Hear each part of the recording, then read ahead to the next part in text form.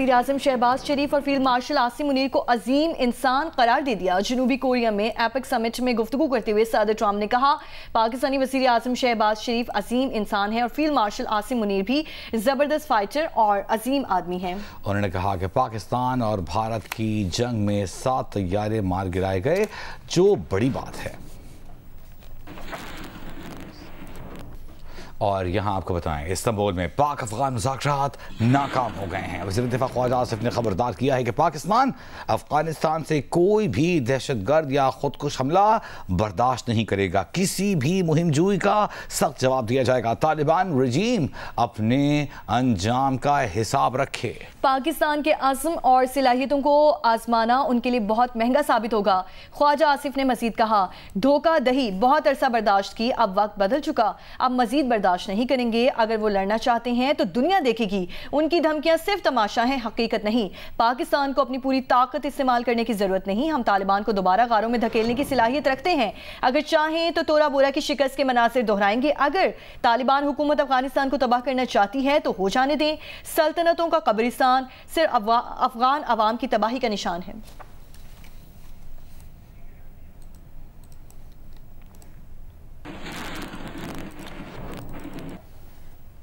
FBI ने cement के शोबे में ट्रैक एंड ट्रेस सिस्टम नाफिज कर दिया है।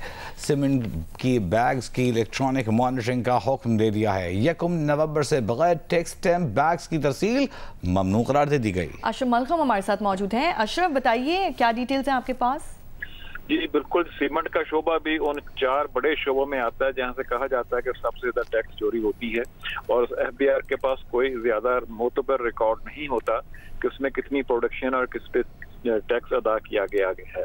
बड़ी देर से एक मुतालबा था कि इस शोबे में भी जो ट्रैक एंड ट्रेस सिस्टम है वो नाफिज किया जाए, लेकिन वो किसी भी वजूहात से साल से मामला जेर इल्तबा चला रहा था। अब इसमें FBI ने बाकायदा तौर पर जो सिस्टम इंस्टॉल कर दिया है और 1 नवंबर से इस पे तहरीरी ऑर्डर भी जारी कर दिया है कि बगैर टैक्स स्टैंप के कोई सीमेंट का बैग पाकिस्तान में कहीं भी फरोख्त नहीं हो सकेगा। उसकी मार्केटिंग करने वालों को भी कहा कि इस बात को उजागर किया जाए, सीमेंट के शोबे के लोग, कि टैक्स के बगैर कोई सीमेंट का बैग जो फरोख्त नहीं किया जा सकेगा। इस सिलसिले में सख्त निगरानी की जाएगी और जो अगर कोई वाकया हुआ जैसा सीमेंट की सेल पाई गई जिसमें टैक्स स्टैंप नहीं होगी बैग पे, उसके खिलाफ सख्त से सख्त सजा रखी जाएगी जो FBI कवानीन जिसको अलाउ करते हैं। जी बहुत शुक्रिया अशरफ आपका। इंटरनेशनल पैडल फेडरेशन ने कल से कराची में होने वाले इंटरनेशनल पैडल इवेंट को प्राइवेट और गैर कानूनी शुदा करार दे दिया। पाकिस्तान स्पोर्ट्स बोर्ड ने पाकिस्तान पैडल फेडरेशन के नुमाइंदे को शो कॉज नोटिस जारी कर दिया है। अतीक और रहमान नुमाइंदा जीनियस हमारे साथ मौजूद हैं। अतीक, क्या मामला है, क्यों गैर कानूनी करार दिया गया है? देखें, पाकिस्तान में ये खेल बहुत तेजी से मकबूल हो रहा है और इसकी जो FIA इंटरनेशनल हॉकी फेडरेशन से एफिलिएशन है वो पाकिस्तान पैडल फेडरेशन के पास है। एक प्राइवेट इवेंट हो रहा है DHA के अंदर APPT के नाम से, जिसमें इंटरनेशनल खिलाड़ी भी जो है पार्टिसिपेट कर रहे हैं, जिसकी इजाजत जो है इंटरनेशनल पैडल फेडरेशन ने जो है उसको गैर मंजूर शुदा करार दिया है और पाकिस्तान पैडल फेडरेशन को आगाह किया है कि ये गैर मंजूर शुदा है और ये एक प्राइवेट इवेंट है। तो पैडल फेडरेशन ने खिलाड़ियों को आगाह कर दिया कि वो इस इवेंट में शिरकत ना करें। दूसरी जानिब पाकिस्तान स्पोर्ट बोर्ड ने पाकिस्तान पैडल फेडरेशन के जिनको नुमाइंदा जाहिर किया जा रहा है मुदस्सिर रज़ाक, उनको एक शोकाज नोटिस दिया है। उनको कहा है कि वो 3 रोज के अंदर जवाब दें कि उन्होंने कैसे गैर कानूनी मदाखलत की है, कि इवेंट को रोकने की कोशिश की और बगैर NOC की टीम जो है वो बैरून मुल्क लेके गए। तो अब ये पैडल का खेल नया शुरू हुआ था, नए खिलाड़ी जो इसमें आ रहे थे, नए कोर्स बन रहे थे, लेकिन अब यहाँ पे जो है ये नए तनाजात जन्म लेने शुरू हुए। तो ऐसा लगता है कि ये भी दीगर खेलों की निस्बत जो है सियासत की भेंट जो है वो चढ़ सकता है, लेकिन इसके लिए अगर मुनासिब इकदाम करने होंगे तो ये अब तक की खबर थी कि APPT जो 30 अक्टूबर से कराची में शुरू हुआ है उसको इंटरनेशनल पैडल फेडरेशन ने गैर मंजूर शुदा करार दिया है और दूसरी जानिब पाकिस्तान स्पोर्ट बोर्ड ने मुदस्सिर रज़ाक को जो है शोकाज नोटिस जारी किया है। ठीक है, बहुत शुक्रिया आपका अतीक रहमान।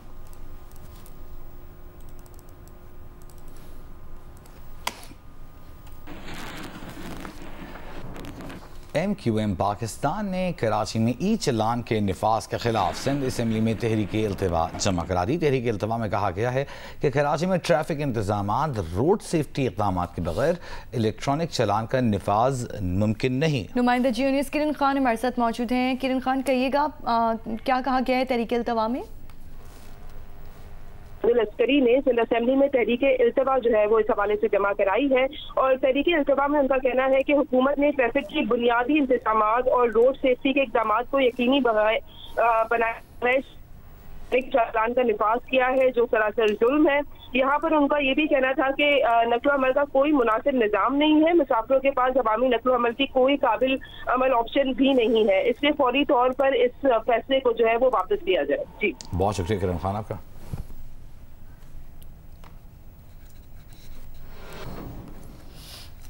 ईरान के सदर की पाक अफगान कशीदगी ख़त्म कराने के लिए बरादराना किरदार अदा करने की पेशकश। वज़ीर दाखिला मोहसिन नकवी ने तेहरान में ईरान के सदर मसूद पेज़ेश्कियान से मुलाकात की। मुलाकात में पाक ईरान ताल्लुकात और दो तरफ़ा ताउन पर तबादला ख्याल किया गया। वज़ीर दाखिला ने पाक अफगान बॉर्डर के हवाले से ब्रीफ किया। वज़ीर आज़म शहबाज शरीफ का सदर मसूद पेज़ेश्कियान के लिए ने ख्वाहिशात का पैगाम पहुँचाया। वज़ीर दाखिला मोहसिन नकवी ने कहा कि ईरान और पाकिस्तान इलाक़ाई अमन इस्तेहकाम के शराकतदार हैं। ईरानी सदर ने कहा कि पाकिस्तान के साथ ताल्लुकात को खुसूसी अहमियत देते हैं।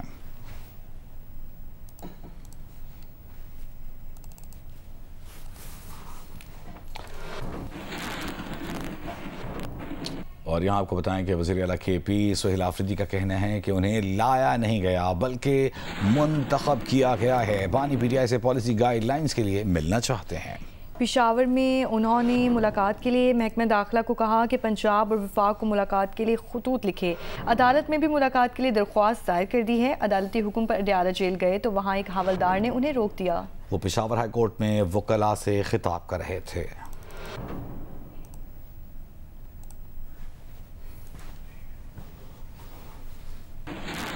सिंध हुकूमत ने कराची में क़यूमाबाद से कोरंगी जाने वाले सेनेटर ताज हैदर पुल को आवाम के लिए खोल दिया गया है। सीनियर सूबाई वज़ीर शर्जील इनाम मेमन का कहना है कि हुकूमत सिंध ने जो वादे किए उन्हें पूरा किया जा रहा है। कराची को हर वो सहूलत दी जाएगी जो कि बड़े शहरों को दी जाती है। सेनेटर ताज हैदर पुल के दौरे के बाद मीडिया से गुफ्तगू में उनका कहना था कि कराची में ई चलान का मकसद ट्रैफिक के हादसात में कमी लाना और आवाम की जिंदगियां बचाना है। आवाम कानून की खिलाफ वर्जी नहीं करेंगे, चालान भी कम होंगे।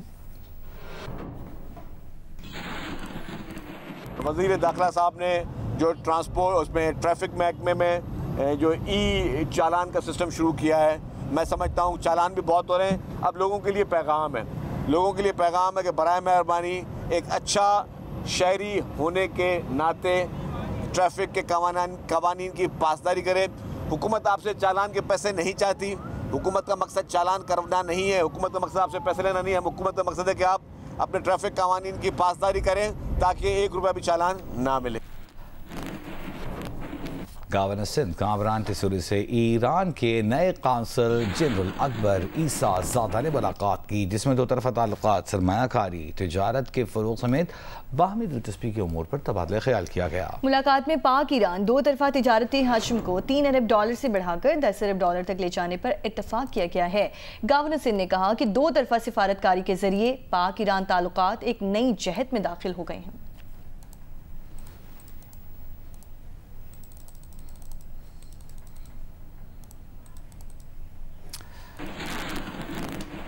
सिंध पंजाब बॉर्डर कोट सब्जल के मुकाम पर माल बाजार गाड़ियों की तलाशी के बायस ट्रैफिक जाम है। कई किलोमीटर तवील लंबी कतारें लगी हुई हैं। महकमा खुराक का कहना है कि पंजाब से गंदम और आटे की बैनुल सूबाई तरसील पर पाबंदी के बायस गाड़ियों की तलाशी ली जा रही है। मज़ीद क्या तफसीलात हैं, असलम मलिक से जानते हैं।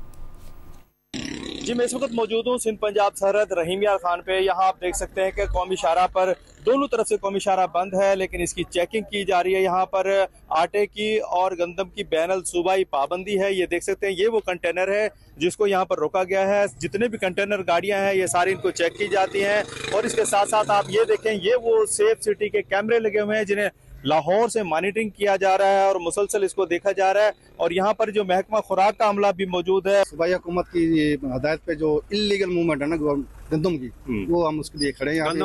गंदम आटा और से जो बनी हुई चीजें, चौकर मैदा वगैरह। अच्छा, तो लेकिन इससे देखें ना काफी लंबी लाइनें लगी हैं, दो तरफा ट्रैफिक ब्लॉक हुई है। ट्रैफिक तो आप या तो अमला बढ़ाएं। नहीं सर, हमारे पास अमला तो 6 बंदे हैं, लेकिन हमारा प्रोसेस सारा मैनुअल है ना, तो तब तक हमारी सेटिस्फेक्शन नहीं होती है, उस टाइम तक हम गाड़ी को नहीं जाने देते। असिस्टेंट फूड कंट्रोलर का ये कहना है कि वो एक के बाद एक को चेक कर रहे हैं, जिसकी वजह से गाड़ियों की लाइनें लग गई हैं, लेकिन यहाँ पर चेकिंग के बगैर वो नहीं छोड़ते, क्योंकि गंदम और आटे की पैनल सूबाई पाबंदी आयद है। आगे बढ़े और आपको बताएं, वज़ीर आज़म शहबाज शरीफ दौरे सऊदी अरब मुकम्मल करके पाकिस्तानी वफ़द के हमरा वापस इस्लामाबाद पहुँच गए हैं। सऊदी अरब के दौरे में वज़ीर आज़म शहबाज शरीफ की सऊदी वली अहद से मुलाकात हुई, जिसमें पाक सऊदी अरब इक़्तिसादी ताउन फ्रेमवर्क का आगाज़ किया गया। फ्रेमवर्क तवानाई, ज़राअत, सयाहत, कानकनी और IT के शोबों में ताउन की नई राहें तलाश करने में कलीदी किरदार अदा करेगा। वज़ीर आज़म ने फ्यूचर इन्वेस्टमेंट इनिशिएटिव कॉन्फ्रेंस में इंसानी तरक्की और फलाह के लिए आलमी इश्तराक की ज़रूरत पर जोर दिया। पाकिस्तान में मौसमियाती तब्दीलियों के असरात और तबाहकारियों से आगाह किया और ग्लोबल नॉर्थ के ग्लोबल साउथ के साथ इश्तराक पर भी जोर दिया।